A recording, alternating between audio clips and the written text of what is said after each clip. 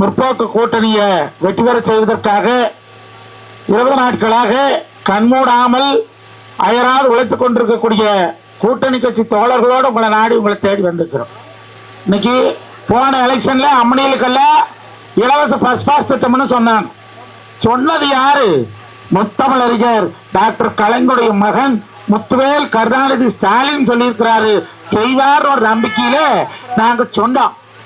ஆனா இன்னைக்கு வரைக்கும் ஒரு நாளைக்கு 71 லட்சம் பெண்கள் 5 வருஷமா கூடியில்ல, ஒரு நாளைக்கு வெடிஞ்சா 71 லட்சம் பெண்கள் இலவசமா அந்த பஸ் பயண திட்டத்தில் பயன்படுறாங்கன்னா அதுதான் திராவிட மாடல் ஆட்சி.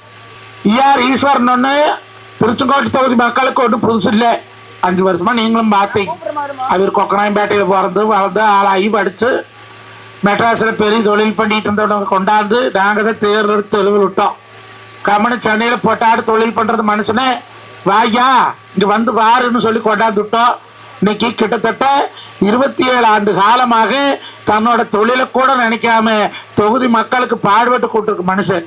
5 வருஷமா நீங்க பார்த்துருப்பீங்க. இன்னைக்கு அவியா மெட்ராஸில் அவி வீட்டில் இருந்தது ஜாஸ்தி காட்டிலுமே இங்கே திருச்செங்கோட்டில் இருந்தது தான் ஜாஸ்தி. இன்னைக்கு 2000 கோடி ரூபாய்க்கு மேலே ஸ்டாலின் அவர் கொடுத்த பணத்தை இன்னைக்கு திருச்செங்கோடு முழுக்க நல்லவா திட்டங்களை பண்ண மகராச எழுச்சி நாயகன் ஈஸ்வரன் அவர்கள்.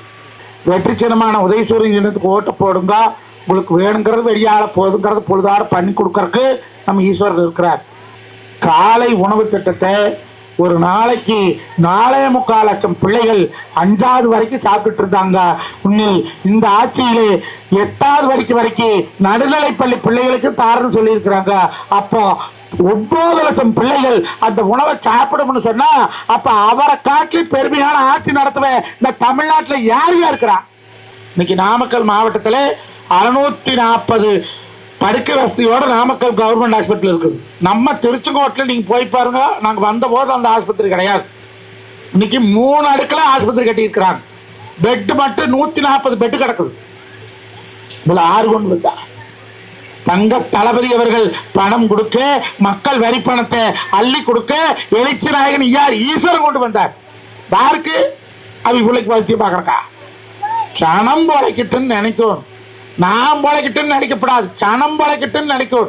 தலை நிமிர்ந்த திருச்செங்கோட்டை தன்னிறைவு பெற்ற திருச்செங்கோடாக மாற்ற வரும் ஏப்ரல் 23ஆம் தேதி அன்று தவறாமல் திருச்செங்கோடு சட்டமன்ற தொகுதி வெற்றி வேட்பாளர் ஈஸ்வரன் அவர்களுக்கு முதல் பெட்டியில் வரிசை எண் 1க்கு நேராக உள்ள உதயசூரியன் சின்னத்தில் பொத்தானை அழுத்தி பெரும்பான்மையாக வாக்களித்து வெற்றி பெறச் செய்யுமாறு தாழ்மையுடன் கேட்டுக்கொள்கிறோம்.